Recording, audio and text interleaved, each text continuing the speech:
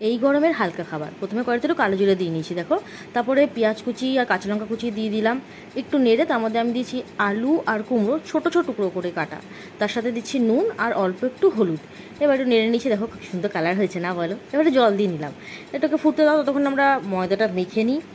এই যে আমার ময়দা মাখা পুরো রেডি কিন্তু ভাই, পুরো তৈরি ময়দা। তরকারিটাও হয়ে গেছে।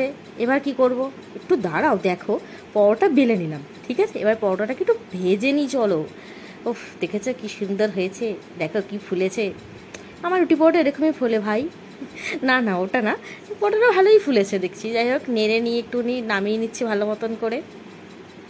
এই দেখো পরোটাটাকে, ও লোভনীয় পরোটা। এর সাথে করেছি সুজিটাকে আমি একটু নেড়ে নিচ্ছি, কেন সুজিটা তো সাদা, এটাকে একটু লালচে করে, হালকা লালচে, একদম পুরো লালচে করবে না, আমি লালচে করে নিয়েছি। তার মধ্যে একটু জল দিয়ে দিলাম, এবার চিনি দিচ্ছি।